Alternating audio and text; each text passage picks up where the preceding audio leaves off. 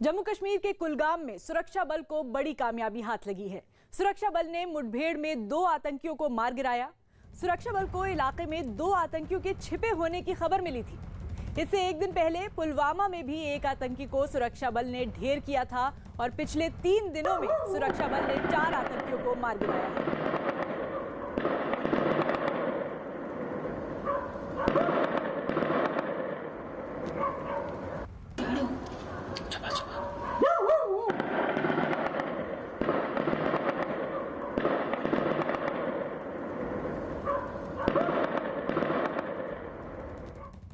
जम्मू कश्मीर के पुलवामा में सुरक्षा बल के जवानों ने मुठभेड़ के दौरान आतंकी संगठन हिजबुल मुजाहिदीन के एक आतंकी को ढेर कर दिया। बताया गया कि साल 2017 से सक्रिय ये आतंकी कई अपराधों में शामिल रहा, जिसे सुरक्षा बल ने मुठभेड़ से पहले आत्मसमर्पण का मौका भी दिया, लेकिन वो नहीं माना और उसने सुरक्षा बल के जवानों पर अंधाधुंध फायरिंग शुरू कर दी। ऐसे में पुलिस और सीआरपीएफ के जवानों ने भी जमकर गोलियां चलाईं, जिसमें फिरोज अहमद डार नाम का ये आतंकी मारा गया। पुलिस ने उसके शव को मुठभेड़ की जगह से बरामद कर लिया और उसके पास से मिले हथियारों और सामानों को भी आगे की जांच के लिए अपने कब्जे में ले लिया।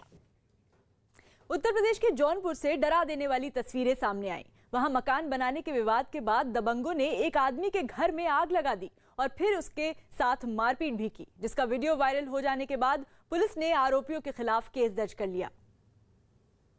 क्योंकि उन्होंने न सिर्फ उस आदमी के घर में आग लगा दी, बल्कि सामने आई तस्वीर में वो मारपीट करते भी दिखाई दिए।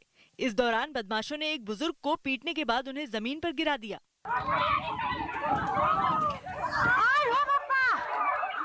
हालांकि उस आदमी के घर की कुछ महिलाओं ने उन दबंगों को रोकने की बहुत कोशिश भी की, लेकिन उन्होंने मारपीट जारी रखी। वहीं गांव का कोई भी आदमी बीच बचाव के लिए आगे नहीं आया। काफी देर तक वहां हंगामा यूं ही होता रहा। वो मकान भी पूरी तरह जलकर राख हो गया। ये देखकर महिलाएं खूब जोर से रोने लगी। खबर है कि इस मामले में केस दर्ज करने के बाद पुलिस आरोपियों की तलाश में जुट गई। पंजाब के संगरूर में मुख्यमंत्री की रैली में शिक्षक भर्ती के लिए होने वाली टीईटी परीक्षा पास कर चुके उम्मीदवारों के बवाल का वीडियो वायरल हो गया। ये हंगामा एक दिन पहले उस समय हुआ जब मुख्यमंत्री एक सभा को संबोधित करने संगरूर पहुंचे थे और उसी समय टीईटी पास कर चुके उम्मीदवारों में कुछ सीएम के मंच के सामने पहुंच गए। वीडियो में दिखा कि प्रदर्शनकारी मंच के सामने जाकर नारे लगाने लगे और जैसे ही वहां तैनात सुरक्षा कर्मियों ने ये देखा, वो तुरंत वहां पहुंचे और प्रदर्शन करने वालों को रोकने लगे। उन्होंने न केवल उन्हें वहां से हटाने की कोशिश की, बल्कि लगातार उनका मुंह बंद करने की कोशिश करते रहे ताकि वो नारे ना लगा पाए। इस चक्कर में पुलिस और प्रदर्शनकारी दोनों ही जूझते रहे। प्रदर्शनकारियों ने पूरी कोशिश की कि वो नारे लगाकर अपनी आवाज उठाते रहे, लेकिन पुलिस ने ऐसा नहीं होने दिया और उन्हें खींचकर वहां से हटाया और हिरासत में ले लिया। बेरोजगारी के मुद्दे पर हंगामा करने वाले इन लोगों में बड़ी संख्या में महिलाएं भी शामिल थी। वीडियो में साफ दिखा कि पुलिस ने उन्हें भी जोर जबरदस्ती से हिरासत में ले लिया और खींचते हुए अपनी गाड़ी की ओर ले गए। इन महिलाओं को नारे लगाने से रोकने के लिए उनका भी मुंह दबाने की कोशिश की गई, लेकिन प्रदर्शन करने वाली महिलाओं ने हार नहीं मानी, वो जूझती रहीं।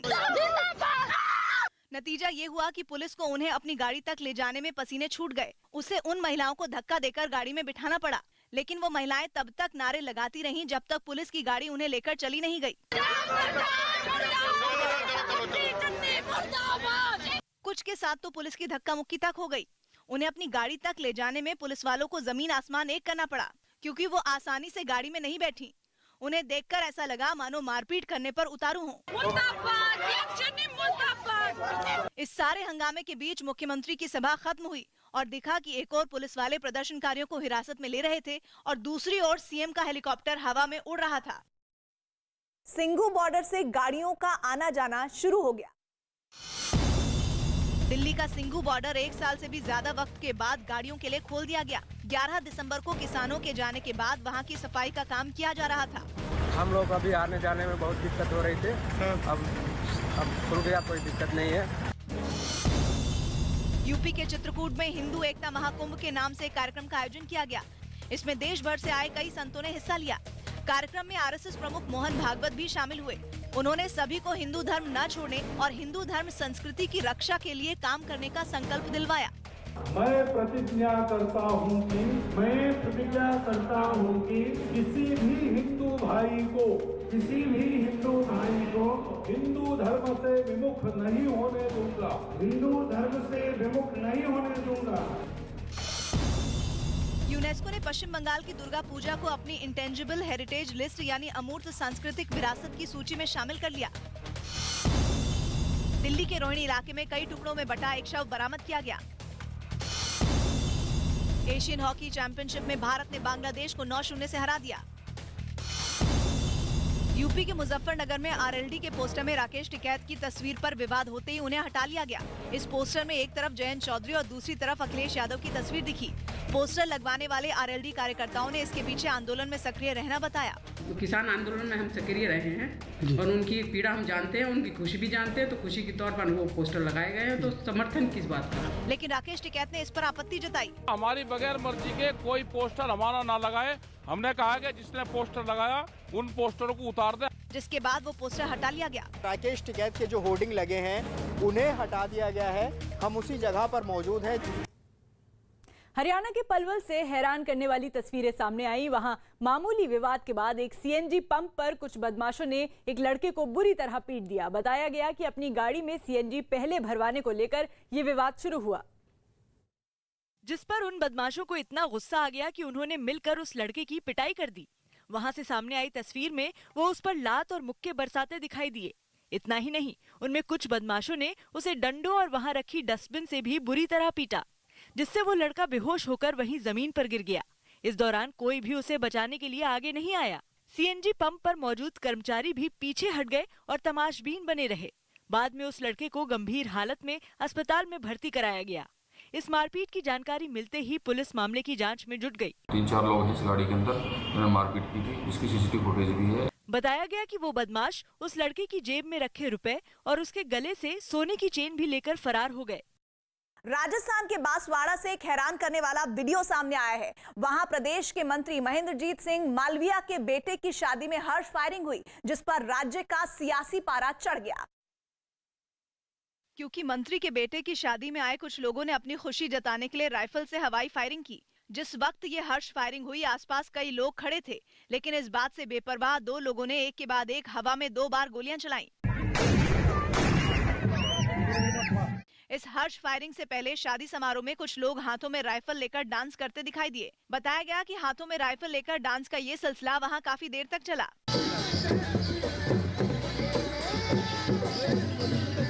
एक तरफ जहां शादी समारोह में आए लोग जश्न में डूबे दिखे, तो वहीं दूसरी तरफ मंत्री महेंद्रजीत सिंह मालविया के रिश्तेदार मंच पर दूल्हा दुल्हन को आशीर्वाद देने के बाद फोटो खिंचवाते नजर आए। 2 दिन पहले हुई इस शादी में हर्ष फायरिंग का वीडियो जैसे ही सामने आया, बीजेपी ने इसे मुद्दा बना लिया और राज्य की कानून व्यवस्था पर सवाल खड़े कर दिए।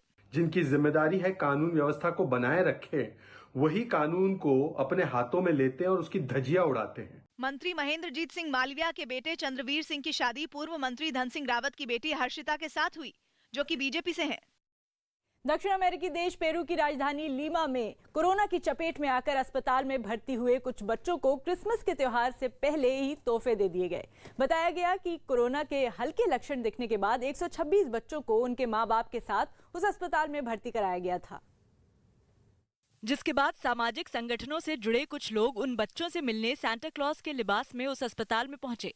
खास बात ये रही कि वो लोग कोरोना के खतरे का ख्याल रखते हुए अस्पताल के अंदर नहीं गए, बल्कि पूरी सावधानी बरतते हुए हाइड्रोलिक क्रेन की मदद से वार्ड की खिड़कियों तक पहुंचे, जहां उन्होंने कई बच्चों को क्रिसमस के तोहफे दिए। महामारी के बीच तोहफे पाकर बच्चे काफी खुश दिखाई दिए। उनके हाथों में रंग बिरंगे बलून्स नजर आए। वहीं कुछ लोग संगीत की धुन पर डांस करते भी दिखाई दिए। सांता क्लॉज के लिबास में वहां पहुंचे लोगों ने बच्चों के जल्द ठीक होने की कामना की। पेरू में कोरोना की वजह से अब तक 2 लाख से ज्यादा लोगों की मौत हो चुकी है।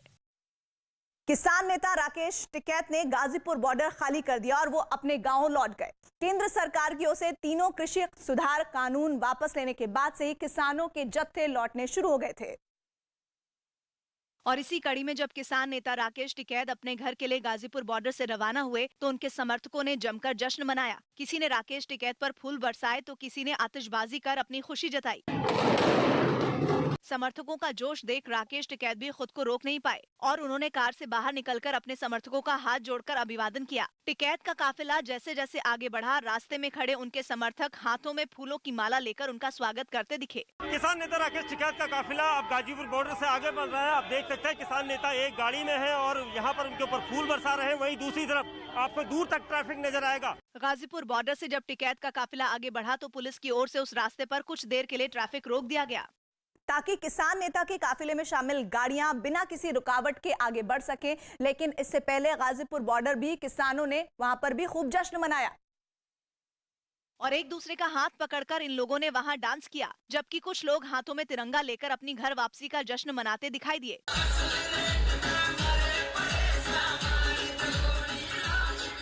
इन किसानों ने अपनी घर वापसी को विजय यात्रा नाम दिया। इस विजय यात्रा के जश्न में महिलाएं भी पीछे नहीं रहीं। इस दौरान वहां पर कुछ लोगों ने विजय यात्रा की सफलता के लिए हवन भी किया, जिसमें शामिल लोग मंत्रोच्चार के बीच हवन में आहुति डालते दिखाई दिए। लेकिन घर लौटने से पहले टिकैत ने आंदोलन में मदद करने वालों का शुक्रिया अदा किया और ये साफ किया कि सरकार से समझौते के आधार पर ये आंदोलन रोका गया। आंदोलन वापसी नहीं हुआ, आंदोलन खत्म नहीं हुआ, समझौते के आधार पे आंदोलनों की वापसी हुई है, स्थगित हुए हैं। किसान नेता 15 जनवरी को फिर से केंद्र सरकार की ओर से दिए गए आश्वासन की समीक्षा करने के लिए एक बैठक करेंगे, जिसमें आगे की रणनीति पर चर्चा होगी। लेकिन राकेश टिकैत के गाजीपुर बॉर्डर से जाते ही वहां साफ सफाई का काम भी तेज हो गया। गाजियाबाद नगर निगम की टीम के लोग वहां खुदाई करने वाली मशीनों और कूड़ा उठाने वाली गाड़ियां लेकर पहुंचे, जिनकी मदद से आंदोलन वाली जगह पर फैले कूड़े को उठाकर गाड़ियों में भरा गया और फिर वहां से ले जाया गया। आंदोलनकारियों के वहां से जाते ही लोगों की आवाजाही भी शुरू हो गई। हालांकि अभी वहां लगे बैरिकेड नहीं हटाए जा सके हैं। गुजरात के पंचमहाल से रोंगटे खड़े कर देने वाली तस्वीरें सामने आई। वहां दूल्हे की बग्घी में आग लगने से हड़कंप मच गया। बताया गया कि बारात में शामिल जनरेटर से निकली चिंगारी ने बग्घी को अपनी चपेट में ले लिया, जिसके बाद बग्घी ने आग पकड़ ली और वो धू धू कर जलने लगी। बग्घी को लपटों में घिरा देख वहां हड़कंप मच गया। इस हादसे का एक वीडियो भी सामने आया, जिसमें दूल्हा अपनी बारात समेत धूमधाम से आगे बढ़ता नजर आया। हर तरफ जश्न का माहौल था, लोग नाच रहे थे। लेकिन तभी दूल्हे की बग्घी से लपटें निकलने लगी। इससे पहले कि कोई कुछ समझ पाता, लपटों ने बग्घी को पूरी तरह चपेट में ले लिया। किसी तरह बग्घी में जुटे घोड़े को अलग किया गया। हादसे के वक्त बग्घी में दूल्हा और कुछ दूसरे लोग भी सवार थे, जिन्होंने किसी तरह कूदकर अपनी जान बचाई। हालांकि बाद में किसी तरह लोगों ने बग्घी में लगी आग को बुझा लिया, लेकिन तब तक पूरी बग्घी जलकर राख हो गई। मुंबई के छत्रपति शिवाजी महाराज अंतर्राष्ट्रीय हवाई अड्डे पर 3 दिन पहले अजीबोगरीब घटना घटी। वहां इंडिगो एयरलाइंस के कर्मचारी की ड्यूटी के दौरान आग लग गई और वो अबू धाबी जाने वाले विमान में सामान रखते रखते सो गया। हैरानी की बात यह रही कि फ्लाइट भी अपनी मंजिल के लिए उड़ गई। इस बात का पता तब चला जब मुंबई एयरपोर्ट पर इंडिगो को अपना एक कर्मचारी लापता मिला, जिसके बाद इसकी जानकारी तुरंत अबू धाबी अंतर्राष्ट्रीय एयरपोर्ट के अफसरों को दी गई। जहां वहां फ्लाइट लैंड हुई तो उन लोगों को वो गुमशुदा कर्मचारी विमान में मिल गया। बताया गया कि उसका मेडिकल टेस्ट करने के बाद उसे मुंबई के लिए रवाना कर दिया गया। इस बीच ये चूक कैसे हुई, इसकी जांच के लिए इंडिगो ने एक टीम बना दी। साथ ही डीजीसीए ने भी जांच के आदेश दिए।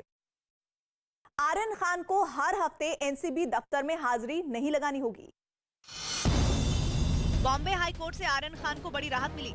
अब उन्हें हर हफ्ते एनसीबी दफ्तर में पेश होकर हाजिरी नहीं लगानी होगी। ऐसा इसलिए हुआ क्योंकि इस मामले की जांच अब दिल्ली एनसीबी कर रही है। इससे पहले ये केस मुंबई एनसीबी के हवाले था। हालांकि दिल्ली एनसीबी जरूरत पड़ने पर उन्हें 72 घंटे पहले नोटिस देकर पूछताछ के लिए बुला सकती है। उत्तर प्रदेश के बरेली में बनने जा रहा एक फ्लाईओवर चुनावी मुद्दा बन गया, क्योंकि जिस जगह ये फ्लाईओवर बनने जा रहा है वहाँ के व्यापारियों ने इसका विरोध शुरू कर दिया और पूरे बाजार में विरोध से जुड़े बैनर टांग दिए गए। बरेली में इस तरीके के आप बैनर देख सकते हैं कि जहाँ पर लिखा है कि पुल बनाओगे तो वोट नहीं पाओगे। यूपी सरकार इस फ्लाईओवर को स्मार्ट सिटी प्रोजेक्ट के तहत बनवा रही है, जिसका काम हैदराबाद की एक कंपनी को दिया गया। मगर व्यापारियों ने बताया कि इस फ्लाईओवर के बनने से उनके धंधे पर इसका असर पड़ेगा। व्यापारियों को हर तरीके से उत्पीड़न होगा, वो परेशानी में रहेंगे। जो मशहूर बाजार है, जो बरेली का दिल है, वहाँ पुल बनाने का मतलब ये है कि उस व्यापार को खत्म करना। मेजबान पाकिस्तान ने दूसरे T20 मैच में भी वेस्ट इंडीज को 9 रनों से हरा दिया। इसी के साथ उसने 3 मैचों की ये सीरीज अपने नाम कर ली। सरकार ने राज्यसभा में बताया कि दूसरे राज्यों के लोगों ने जम्मू के अलग अलग इलाकों में 7 प्लॉट खरीदे, लेकिन कश्मीर में किसी ने जमीन नहीं ली। सरकार ने 2 साल पहले दूसरे राज्यों के लोगों को भी जम्मू कश्मीर में जमीन खरीदने की मंजूरी दे दी थी। रक्षा मंत्री राजनाथ सिंह ने देहरादून में बनने वाले सैन्य धाम का शिलान्यास किया। इसे बनाने में राज्य के शहीद जवानों के आंगन की मिट्टी का इस्तेमाल किया जाएगा। ये वीरों की धरती है, उनके आंगन की मिट्टी लाई गई है। बिहार के पूर्णिया से डरा देने वाली तस्वीरें सामने आई। वहां एक मकान में भड़की आग ने 20 मकानों को जलाकर राख कर दिया। बताया गया कि आग शॉर्ट सर्किट की वजह से लगी, जिसमें लोगों के पालतू मवेशी मारे गए और करीब 9 परिवार बेघर हो गए। जिनके घरों में लगी आग इतनी तेजी से फैली कि उसकी भीषण लपटें कई किलोमीटर दूर से ही दिखाई दे रही थी। एक साथ कई मकानों में आग लगने की वजह से वहां अफरा तफरी मच गई और लोग इधर उधर भागते नजर आए। अपने आशियानों को अपनी आंखों के सामने राख होते देख लोग खुद को संभाल नहीं सके और वहां मौजूद महिलाओं के रोने की आवाजें सुनाई दी।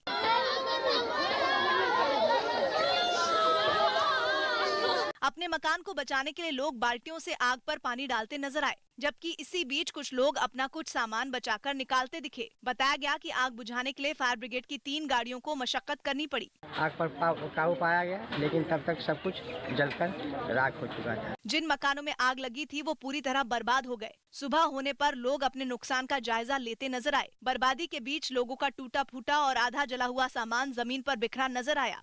केरल के तिरुवनंतपुरम में यूथ कांग्रेस के कार्यकर्ताओं ने राज्य की उच्च शिक्षा मंत्री आर बिंदु के खिलाफ जोरदार प्रदर्शन किया। आरोप है कि आर बिंदु ने कुन्नूर विश्वविद्यालय के कुलपति की नियुक्ति में दखलंदाजी की।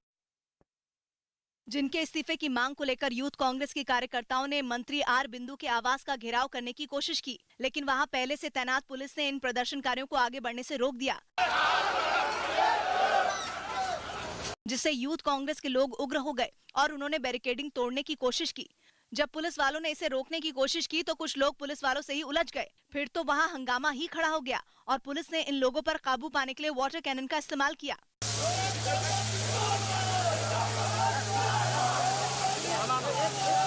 पानी की बौछार से बचने के लिए कुछ प्रदर्शनकारियों ने वहां लगे बैरिकेड की आड़ ली, जबकि कुछ तो बैरिकेड फांदने की कोशिश करते दिखाई दिए। हालात बिगड़ते देख पुलिस ने पूरी ताकत झोंक दी और जल्द ही यूथ कांग्रेस कार्यकर्ताओं को वहां से दूर खदेड़ दिया। बताया गया कि पुलिस के साथ धक्का मुक्की में कुछ लोगों को हल्की चोटें भी आईं। प्रधानमंत्री नरेंद्र मोदी आज राष्ट्रीय युद्ध स्मारक पर स्वर्णिम विजय मशालों के सम्मान और स्वागत समारोह में शामिल होंगे। पीएम मोदी सुबह 10:30 बजे कार्यक्रम में हिस्सा लेंगे। 1971 के युद्ध में भारत ने पाकिस्तान पर ऐतिहासिक विजय हासिल की थी, जिसके 50 साल पूरे हो गए हैं। बिहार के शेखपुरा से हैरान करने वाला एक तस्वीर सामने आई है। कोरोना वायरस के ओमिक्रॉन वेरिएंट से निपटने के लिए वहां वैक्सीनेशन अभियान तेज हो गया। इसके लिए गलियों और खेतों में जा जाकर लोगों को वैक्सीन लगाई गई, जिसका गांव के कुछ लोगों ने विरोध किया, लेकिन स्वास्थ्य कर्मियों ने उन्हें कोरोना के टीके की अहमियत समझाने की पूरी कोशिश की। खेतों में जब स्वास्थ्य विभाग की टीम पहुंची तो वैक्सीन लगवाने के नाम पर एक महिला ने रोना शुरू कर दिया। कुछ इसी तरह का रवैया एक आदमी ने भी अपनाया, जिसके दोनों हाथों को पकड़कर उसे टीका लगाया गया। टूट जाएगा सिरिंज। ज्यादा से ज्यादा लोगों को वैक्सीन लगाने के लिए स्वास्थ्य कर्मी लोगों के घरों तक भी पहुंचे, जहां उनके लिए टीका लगाना किसी जंग लड़ने से कम नहीं रहा। गांव में कुछ बुजुर्ग भी ऐसे मिले जिन्हें वैक्सीनेशन के नाम पर मानो सांप सूंघ गया। दिल्ली एनसीआर समेत पूरे उत्तर भारत में 2 दिन बाद ठंड बढ़ने वाली है। मौसम विभाग के मुताबिक इस दौरान 2 डिग्री तक तापमान और लुढ़क सकता है। यही नहीं, दिल्ली और यूपी के साथ पंजाब, हरियाणा और राजस्थान में बारिश की चेतावनी जारी की गई है, जबकि हिमाचल प्रदेश और उत्तराखंड में बारिश के साथ बर्फबारी का अनुमान जताया गया है। श्रीनगर में तो इस सीजन का सबसे ठंडा दिन रिकॉर्ड किया गया, जहां न्यूनतम तापमान -3.9 डिग्री रिकॉर्ड किया गया। यही नहीं, मौसम का मिजाज दक्षिण भारत में भी बिगड़ने वाला है, जहां तमिलनाडु, पुदुचेरी और केरल में अगले 5 दिनों में बारिश की संभावना एक बार फिर जताई गई। यानी उत्तर भारत से लेकर दक्षिण भारत तक मौसम की मार पड़ने वाली है। मतलब ठंड तो बढ़ेगी ही, बारिश की मार भी पड़ सकती है, क्योंकि मौसम विभाग के मुताबिक दिल्ली, एनसीआर समेत पूरे उत्तर भारत में 2 दिन बाद ठंड बढ़ने वाली है और इस दौरान 2 डिग्री तक तापमान और लुढ़क सकता है। यही नहीं, दिल्ली और यूपी के साथ पंजाब, हरियाणा और राजस्थान में बारिश की चेतावनी जारी की गई, जबकि हिमाचल प्रदेश और उत्तराखंड में बारिश के साथ बर्फबारी का अनुमान जताया गया है। श्रीनगर में तो इस सीजन का सबसे ठंडा दिन रिकॉर्ड किया गया, जहां न्यूनतम तापमान -3.9 डिग्री रिकॉर्ड किया गया। यही नहीं, मौसम का मिजाज दक्षिण भारत में भी बिगड़ने वाला है, जहां तमिलनाडु, पुदुचेरी और केरल में अगले 5 दिनों में बारिश की संभावना एक बार फिर जताई गई। यानी उत्तर भारत से लेकर दक्षिण भारत तक मौसम की मार पड़ने वाली है। खेलो इंडिया महिला हॉकी लीग की शुरुआत हो गई। खेल मंत्री अनुराग ठाकुर ने दिल्ली में खेलो इंडिया महिला हॉकी लीग अंडर 21 की शुरुआत की। इसमें 14 टीमें हिस्सा ले रही हैं। इन्हीं में से खिलाड़ी चुनकर भविष्य में भारतीय टीम के में भी आ पाएंगे। एशियन सीरीज में ऑस्ट्रेलिया और इंग्लैंड के बीच दूसरा टेस्ट मैच भारतीय समय के मुताबिक सुबह 9:30 बजे से खेला जाएगा। कोरोना के नए वेरिएंट के खतरे को देखते हुए मध्य प्रदेश के ग्वालियर में प्रशासन ने तैयारी तेज कर दी। वहाँ संजीवनी क्लिनिक की संख्या बढ़ाने का फैसला लिया गया। अभी वहाँ ऐसे 6 क्लिनिक हैं जिनकी संख्या बढ़ाकर 30 से ज्यादा की जाएगी। इन क्लिनिकों में लोगों की खांसी, जुकाम और बुखार का इलाज किया जाएगा और जरूरत पड़ने पर उनकी कोरोना जांच भी होगी। मामूली जो केस होते हैं, सिंपल केस होते हैं, तो उनको हम लोग वहाँ पर भी ठीक कर सकते हैं। दिल्ली सरकार अंबेडकर के जीवन से जुड़ी कहानियों को नाटक के जरिए युवाओं को दिखाएगी।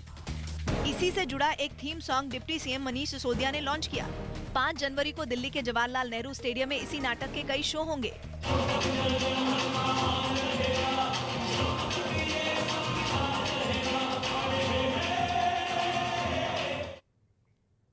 प्रधानमंत्री मोदी आज नेचुरल फार्मिंग पर नेशनल कॉन्क्लेव में किसानों को संबोधित करने वाले हैं। सुबह 11 बजे वीडियो कॉन्फ्रेंसिंग के जरिए गुजरात के आणंद में राष्ट्रीय कृषि शिखर सम्मेलन में किसानों को पीएम मोदी संबोधित करेंगे। बीजेपी ने सभी मंडलों में बड़ी स्क्रीन लगाकर किसानों को आमंत्रित कर कार्यक्रम दिखाने वाली है। कानपुर मेट्रो के उद्घाटन से पहले ही इसे लेकर राज्य की सियासत गर्मा गई है। प्रधानमंत्री नरेंद्र मोदी 28 दिसंबर को कानपुर मेट्रो के पहले चरण का उद्घाटन करेंगे, जिसे लेकर वहां तैयारियां तेज कर दी गई। मेट्रो के कर्मचारी तैयारियों को अंतिम रूप देते नजर आए। मेट्रो के डिपो से लेकर 9 किलोमीटर लंबे रूट पर रंगाई और साफ सफाई का काम जोरों पर है। साथ ही शहर में प्रधानमंत्री के स्वागत वाले बड़े बड़े पोस्टर भी लगा दिए गए हैं। प्रधानमंत्री कहीं न कहीं कानपुर के लोगों को एक बड़ी सौगात देने जा रहे हैं और ट्रैफिक से निजात देने के लिए प्रधानमंत्री खुद कानपुर आ रहे हैं। लेकिन शिवपाल यादव की प्रगतिशील समाजवादी पार्टी ने उद्घाटन की टाइमिंग पर सवाल उठाए और ये साफ किया कि कानपुर मेट्रो की आधारशिला पिछली सरकार में रखी गई थी। उद्घाटन करके और श्रेय लेना है कि भारतीय जनता पार्टी कानपुर महानगर को मेट्रो दे रही है। विपक्ष के इस हमले का जवाब देने में बीजेपी ने भी देर नहीं लगाई। ऐसे तो भारत का भी शिलान्यास सपा ने किया था, तो अब क्या किया जाए, भारत में तो रहा ही जा रहा है। पिछले महीने की 10 तारीख को मुख्यमंत्री योगी आदित्यनाथ ने कानपुर मेट्रो के इस रूट के ट्रायल रन का उद्घाटन किया था, जिसका लोकार्पण 28 तारीख को प्रधानमंत्री नरेंद्र मोदी करेंगे। कानपुर मेट्रो का ये पहला चरण 9 किलोमीटर लंबा है, जिसकी शुरुआत 26 तारीख को होगी। आईटी कानपुर से मोती झील तक इस रूट में 9 स्टेशन होंगे और 3 डिब्बों की एक मेट्रो ट्रेन होगी, जिसमें कानपुर के लोग सफर कर पाएंगे। कुल 6 मेट्रो ट्रेनों को प्रधानमंत्री हरी झंडी दिखाकर रवाना करेंगे। कानपुर मेट्रो परियोजना की अनुमानित लागत करीब 11,000 करोड़ रुपए है और इस परियोजना के बाकी चरण अगले 5 साल में पूरा होने की उम्मीद की जा रही है। अमेरिकी अंतरिक्ष एजेंसी नासा से जुड़ी एक बहुत बड़ी खबर आ रही है। अमेरिकी एजेंसी का पार्कर सोलर प्रोब नाम का यान सूर्य के बेहद करीब पहुंचने में सफल रहा, जिसका एक वीडियो जारी कर नासा की ओर से ये दावा किया गया। अमेरिकी एजेंसी ने सूरज के बारे में और अधिक जानने के मकसद से एक खास मिशन 2018 में लॉन्च किया था, जिसके तहत मानव रहित इस यान को सूरज के पास भेजा गया था, जिसके कामयाब होने का दावा है। बताया गया कि आग उगलते सूरज के पास करीब 5 घंटे तक ये यान रहा और उसने वहां से जरूरी डेटा भी जुटाया, जिसका अध्ययन करने में वैज्ञानिकों को कई महीने लग गए। जो डेटा हासिल हुआ उससे वैज्ञानिकों को सूरज पर आने वाले तूफान के बारे में ज्यादा जानकारी मिलने की उम्मीद बढ़ गई। अंतरिक्ष विज्ञान की दुनिया में ऐसा पहली बार हुआ है कि जब इंसानों का बनाया कोई यान सूरज के बेहद करीब पहुंच गया।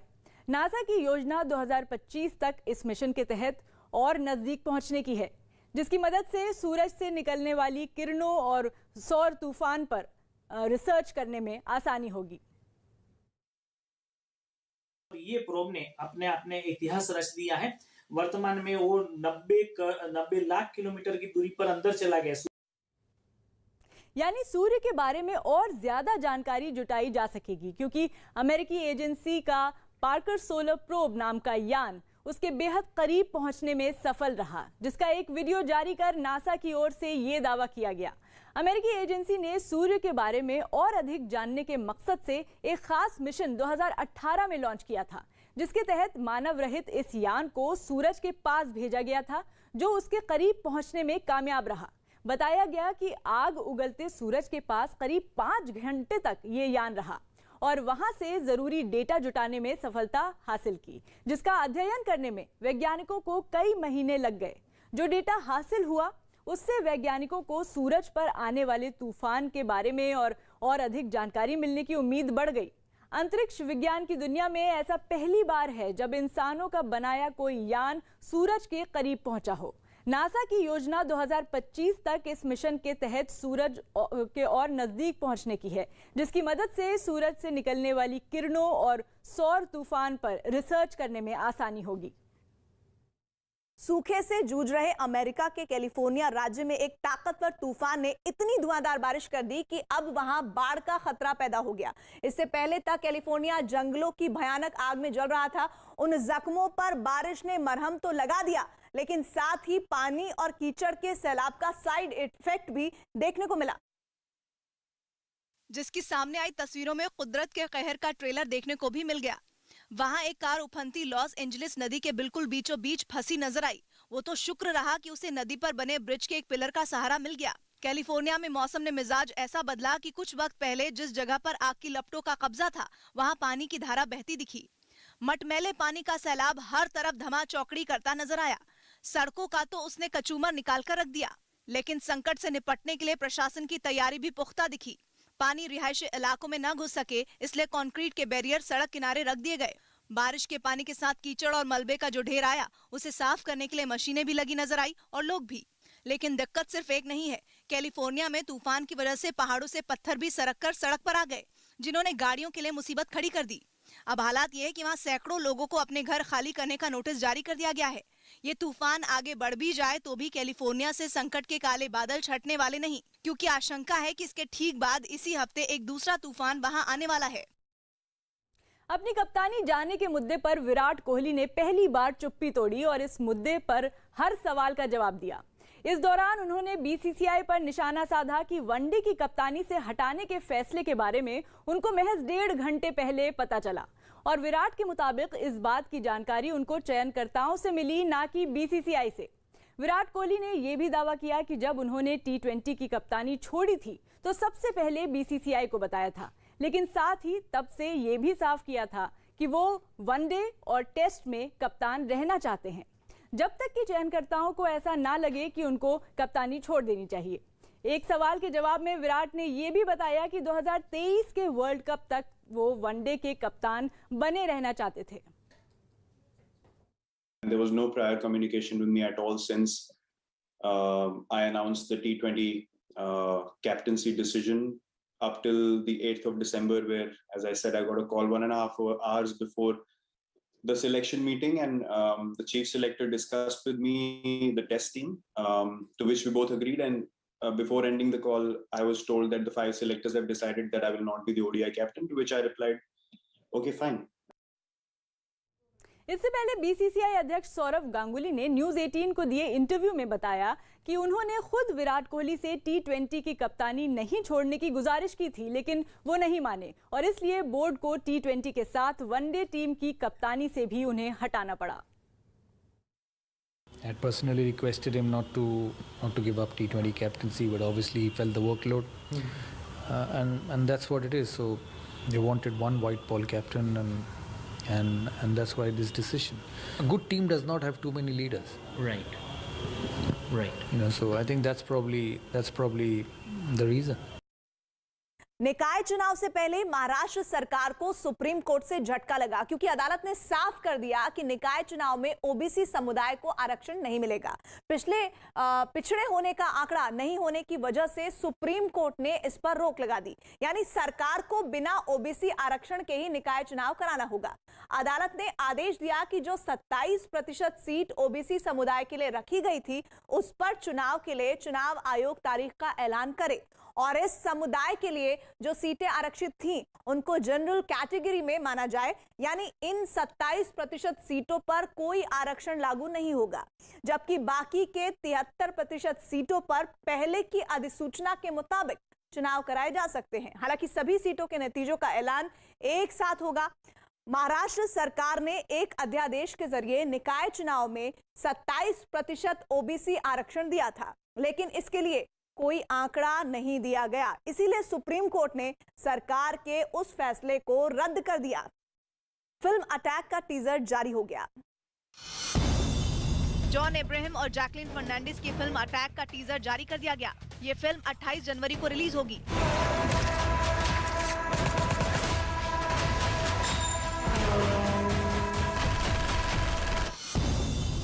कांग्रेस अध्यक्ष सोनिया गांधी ने महाराष्ट्र के सीएम उद्धव ठाकरे से फोन पर बात की। खबर है कि इन दोनों के बीच मौजूदा राजनीतिक हालात और बीजेपी के खिलाफ एकजुट होकर लड़ने के लिए 15 मिनट तक चर्चा हुई। एक दिन पहले विपक्ष के कई नेताओं की सोनिया गांधी के आवास पर एक बैठक भी हुई थी, जिसमें शिवसेना नेता संजय राउत भी शामिल हुए थे।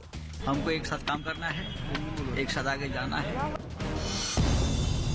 वाराणसी में काशी विश्वनाथ कॉरिडोर का उद्घाटन होने से वहां का मल्लाह समुदाय खुश नजर आया। जो मल्लाह नाव चलाने का काम करते हैं काशी में, वो प्रधानमंत्री के उद्घाटन के बाद से ही खुश नजर आ रहे हैं। कॉरिडोर बनने से विश्वनाथ मंदिर सीधा ललिता घाट से जुड़ गया है, जिससे वहां दर्शनों के लिए आने वाले श्रद्धालु अब जैम और ट्रैफिक की परवाह किए बिना सीधा नाव से मंदिर तक पहुंच सकेंगे।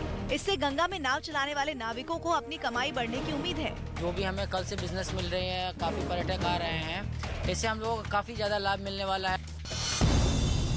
सुप्रीम कोर्ट ने राज कुंद्रा की गिरफ्तारी पर 4 हफ्तों की रोक लगा दी।